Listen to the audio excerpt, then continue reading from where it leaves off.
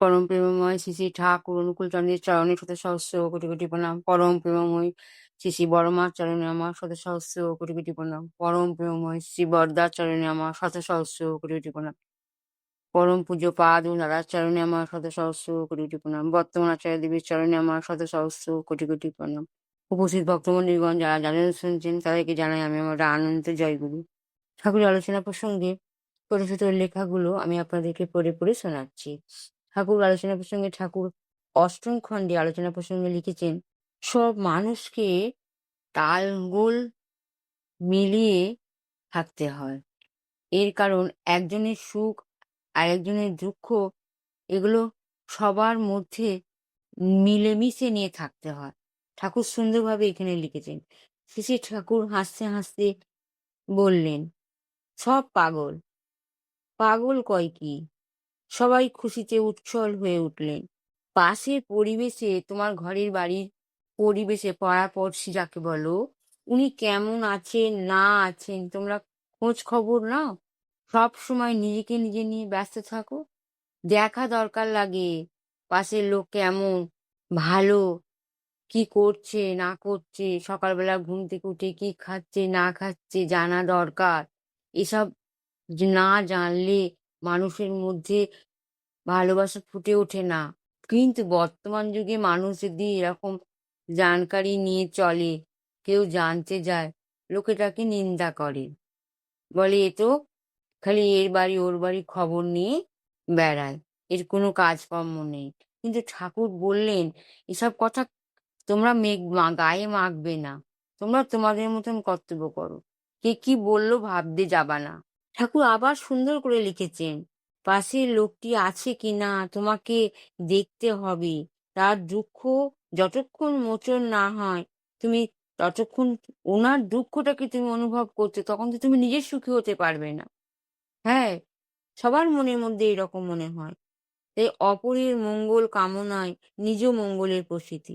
যদি পাড়াপড়শি যদি দুঃখী হয়, সেদিকে তোমার দুঃখ হবেই। সব মানুষের এইরকমই হয়। আবার সুখী দেখেও মনটা আনন্দ হয়, দেখো ও কিরকম সুখী হয়ে গেছে, অনেক মেহনত করেছে।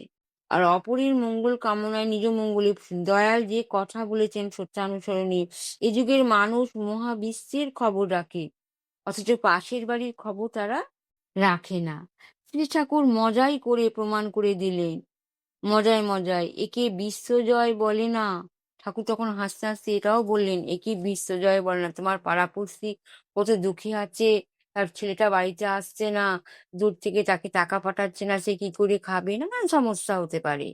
কিংবা কোন রকম মহাবিপদের চেয়ে হাসপাতালে ভর্তি আছে, কারণ দেখো তারা ঘর থেকে কেন বেরোচ্ছে না, এসব জানা দরকার। তা একে বিশ্বজয় বলে না, ছড়াতেও আছে, পড়শিরা তোর নিপাত যাবে, তুই বেঁচে সুখ খাবি বুঝি, যা ছুটে যা ওদের বাঁচা, ওরাই যে তোর বাঁচার পুঁজি। কি চমৎকার সুন্দর ঠাকুর ছড়ার মাধ্যমে লিখেছেন। আবার লিখেছেন ঠাকুর, বাঁচা বাড়া নিঝুম হলো, পড়শি উছল হলো না, এতেও কিরে বলতে চাস তুই, ধর্মে করিস বন্দনা। মানুষ অনেক ভাবতে পারে, অনেক ভাবতে পারে, অনেকেই আবার ভাবতে পারেও না। তারা কি করে? চুপচাপ বসে থাকে। কিন্তু ঠাকুর কি বলছেন, যারা অভাগা তারা শুধু নয়, যারা শিক্ষিত সৎ বংশজাত, তারা অনেক সময় ইগো, ই এই তিনটি অক্ষর শব্দটিকে বড় করে তুলে চুরমার করে দেয় রিলেশনশিপস। কি চমৎকার ঠাকুর লিখেছেন এখানে। রিলেশনশিপটা নষ্ট হয়ে যাচ্ছে এই ইগো নামক অহংকারে।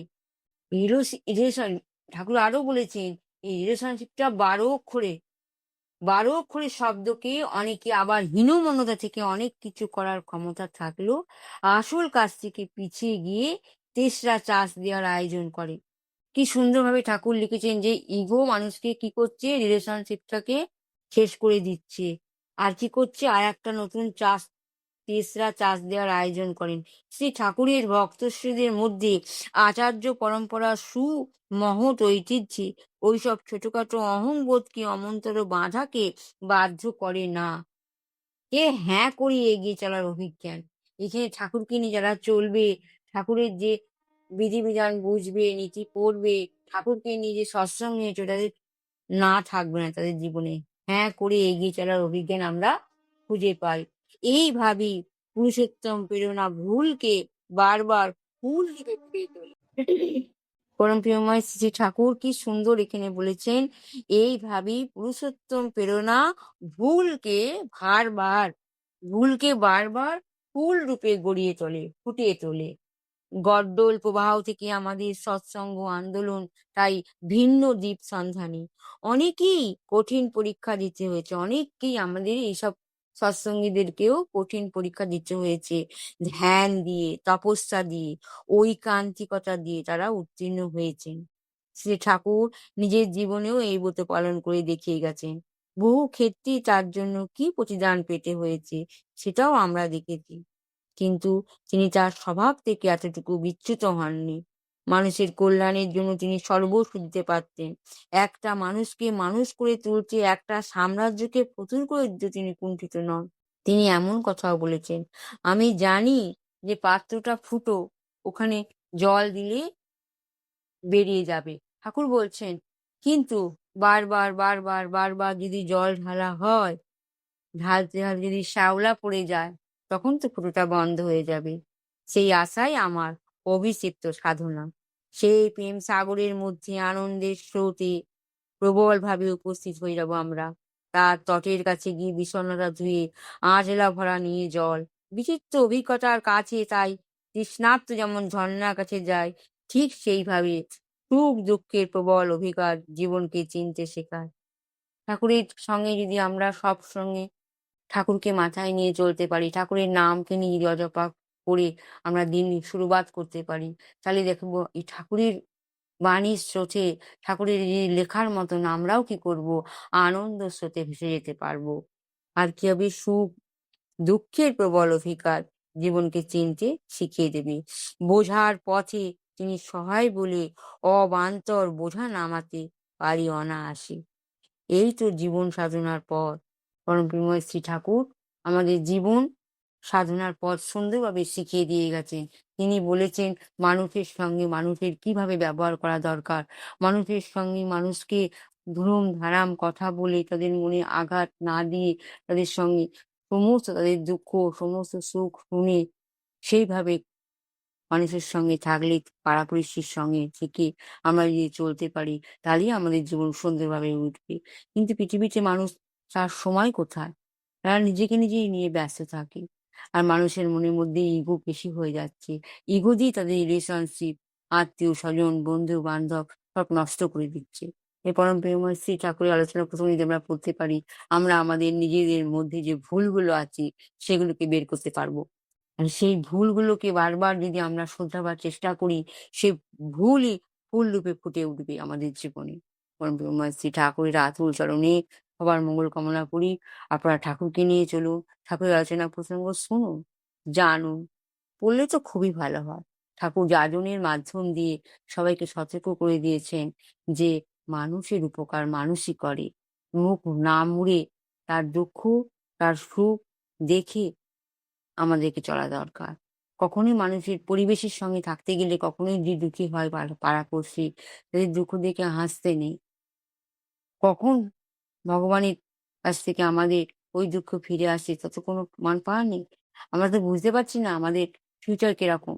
যদি ফিউচারকে দেখতেই হয়, আমাদের এই বর্তমানটাকে সুন্দর করতে হয়। এই বর্তমানের কসমকস জিন্দেগি বা কসমকস আমাদের যে চরিত্রের মধ্যে সবসময় একটা ভয়, ভয় ভাব আসে। সেই ভয়টা যাবে ঠাকুরকে নিয়ে। ঠাকুরকে নিয়ে চলতে পারলেই আমরা এই ভয় কাটিয়ে উঠতে পারবো। দুর্বলতার বিরুদ্ধে লড়াই করার ক্ষমতা আমাদের বেড়ে যাবে। ঠাকুরের সত্যনারায়ণ শতনামে লেখাই আছে দুর্বলতা হচ্ছে আমাদের কি? একটা ভ্যাম্পায়ার। এই দুর্বলতাকে আমার তাড়াতে হবে। এই দুর্বলতার বিরুদ্ধে লড়াই করতে হবে। কে কি বলল সেই দেখে আমাদের এগুলো চলবে না। আসুন ঠাকুরের নামময় হয়ে ঠাকুরকে নিয়ে ডাকি। ঠাকুর যে বীজমন্ত্র দিয়েছে আমরা নিষ্ঠাভাবে সকালবেলা সন্ধ্যেবেলা ধ্যান করে আমাদের বুদ্ধিকে তীক্ষ্ণ করি। পরম প্রেমময় শ্রী ঠাকুরের চরণে সবার মঙ্গল কামনা করি। যে যেখানে যে অবস্থায় আছেন ভালো থাকুন, সুখে থাকুন, শান্তিতে থাকুন। এই বলে আমি বাণী বিরাম নিচ্ছি। জয় গুরু, বন্দে পুরুষোত্তম।